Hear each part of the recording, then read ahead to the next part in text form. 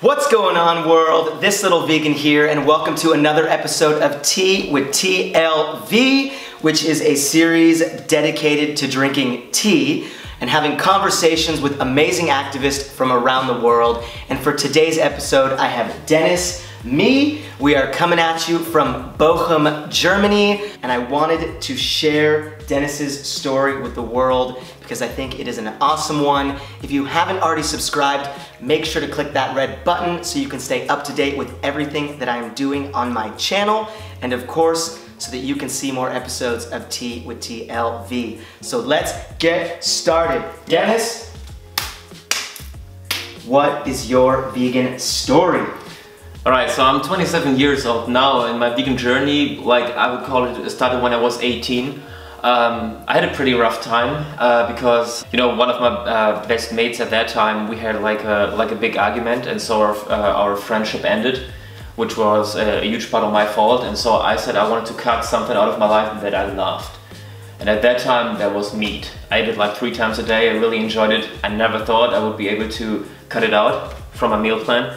Surprisingly, it was very easy. I cut out fish a year later, and then I became like vegan. I didn't probably like plant-based because I didn't have the right education at that time. So, but I considered myself to be vegan. So I think it's very unusual because normally you go for like, you know, for the ethics or for the environment or for your health, but none of that applied to me. So I mean, my journey was like a complete self-experiment. What I take away from that story for myself, and hopefully this is also like maybe something that applies to you, I think there is no wrong reason why you go vegan. My way wasn't typical. Today I'm vegan because of health, because of environment, and first of all because of the animals. But this wasn't the case when I started that. So yeah, this is what I took away. And also one other thing, if I can do it and I really loved meat, everybody can do it. So how long have you been, would you say, vegan? So approximately now, next August will be my 7th anniversary.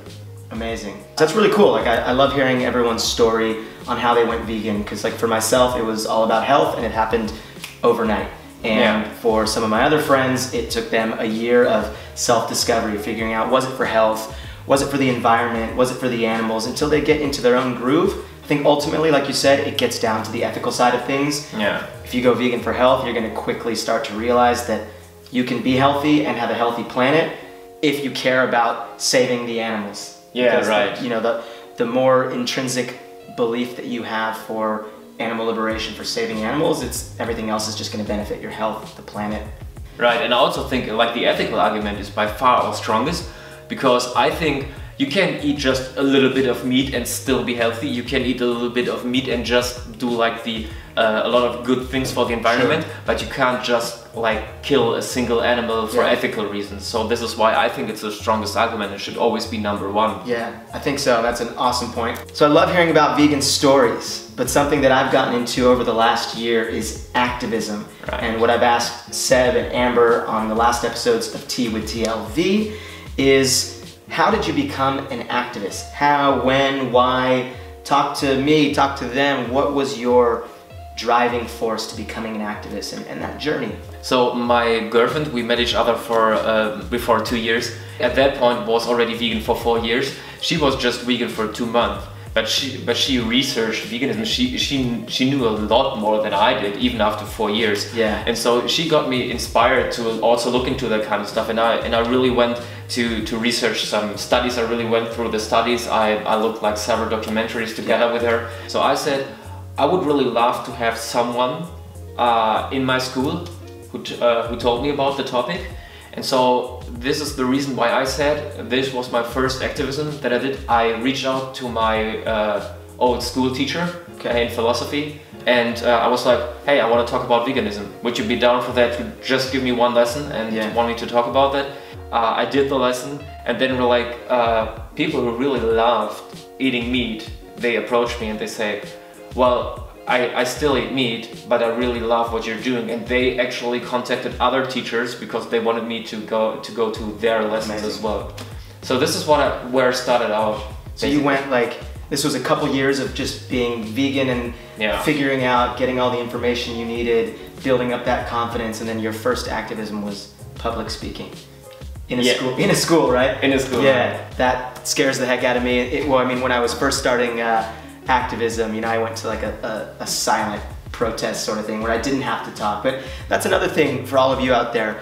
Regardless of your comfort level with veganism and as an activist in general, anything that you can do, you should do it as far as being an active voice for the animals. If you get in front of a school and do public speaking and give a speech just like Dennis did, if you go to a silent protest like I did, if you start an Instagram, a blog, write music, go to do vegan outreach on the street, anything that you can do, you should do it, and you should feel good about doing it, because that's going to give you that drive to continue to strengthen your level of activism. So what is some of your advice that you have for someone watching who isn't a vegan activist yet, but wants to be? Yeah, right. So let me tell you this thing. Today's possibilities of becoming an activist are like wild. You have so many options. Everybody of you out there, you have strength, you have a talent. And just think about how you can use this talent to be the best advocate for animal rights. If you're a very good cook, you can go open a restaurant, you can have a food blog. If you like to write, you can have just like another blog dealing with different topics. You can write a book about that. If you like to talk in front of people, you can do like public speaking, right? You can do workshops like Josh and I did yesterday, and like just to inspire people, either vegans on how to become active or non-vegans on why they should be vegan, or at best vegan activists. Right? There are so many possibilities, especially when you have the internet, social media. So the least that you can do, just share your vegan meals on Instagram. This is also a form of activism. Yeah. It's a good way to start. Yeah, that's how I started. Yeah, right. Posting photos of my breakfast, lunch, and dinner and writing something great about veganism, and that's what got me to where I am today. Yeah, and also, I mean, don't be afraid to fail. If you get into a discussion, if you get into an argument and the other person is saying something and you don't have the perfect response, don't be discouraged. Use it as a possibility to go home, research about the topic, get educated on the topic, and the next time this argument comes up, you will have the perfect response for that. And when you do that over and over again, there won't be any arguments left where you don't have the perfect response. And this is how you become a good activist. It's not because good activists are natural talents. It's because they learn from their failures and they don't get discouraged, but it's a motivation for them to get more into the topic and to have the perfect answer. Woo! I'm inspired. Woo!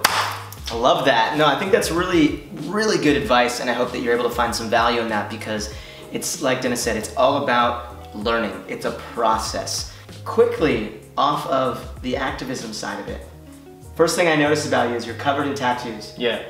Do you have a favorite tattoo that might have a story? Maybe one that's related to your journey with veganism. Yeah, something sure. that you'd want to share with them. Yeah, and so on my right arm, right here, I have like what you call a natural food chain. So this is like, you have like a squirrel and a mouse, for instance, down here. Then you have a bird here catching these two little feathers. You have like an owl here, a wild pig, and I also have a fox on the inside. And then at the very top, I have a human who is depicted like a demon, and wow.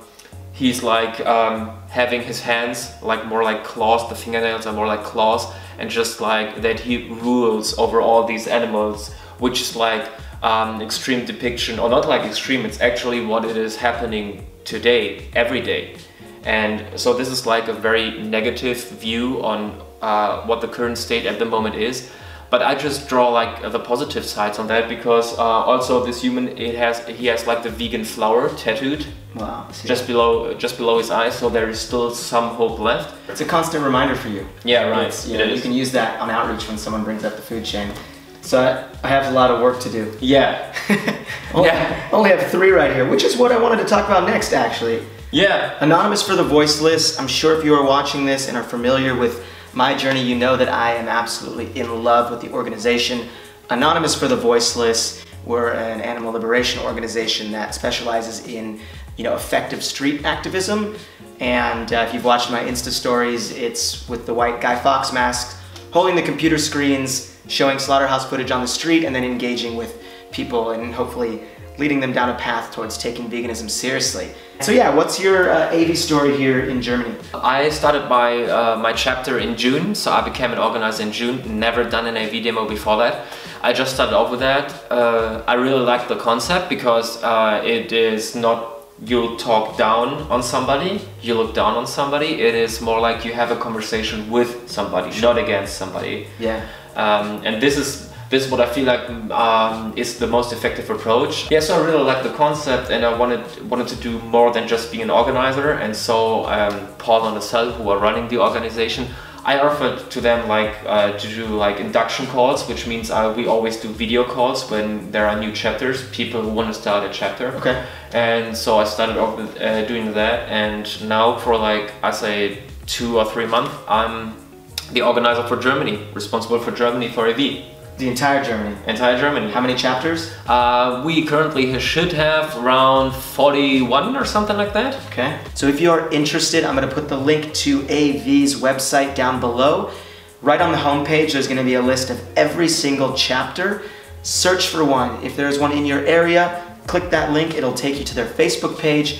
Join the group. There's just 3 easy questions that you have to ask just to, give the organizers some info, and then you'll be updated on when the next Cube of Truth is. Last thing I like to talk about too is what sort of vision do you have for yourself over the next year for 2018? Because we're getting close. Yeah, we're getting close. So I'm gonna have my new website up in a couple of weeks, and so I hope to get invited to a lot more occasions.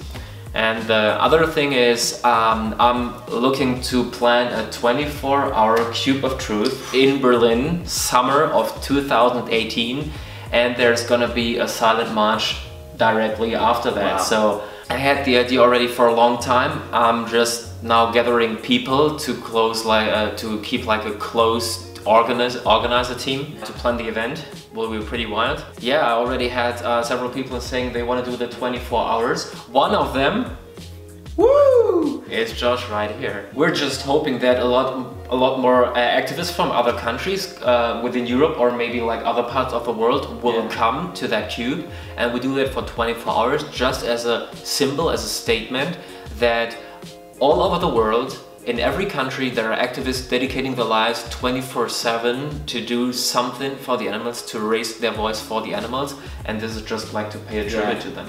Dude, that's amazing. I can bring it. I can give you all right. I appreciate it. I think this is a great way to end this. Yeah, sure. I want to cheers really quick. Some tea, some African whatever tea. Cheers. Cheers.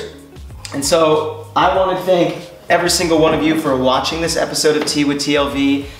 Super important. If you haven't already, make sure to follow this guy right here. I'm gonna put all his information below in the description. Instagram, YouTube, Facebook is Dennis Me Activism. That's right. And that's M-I Activism, so Dennis Me Activism. And also, if you're not following myself, I'll put that information below. This little vegan across the board. And subscribe to this channel if I haven't already mentioned that. Just wanted to thank you again, man.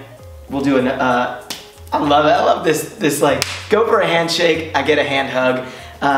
But once again, thank you again for watching. Yeah, thanks. Thanks for constantly supporting me and other activists around the world.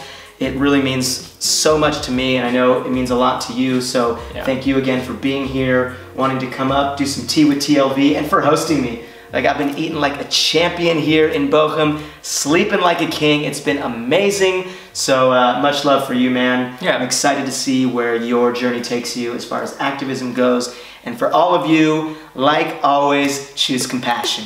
Peace.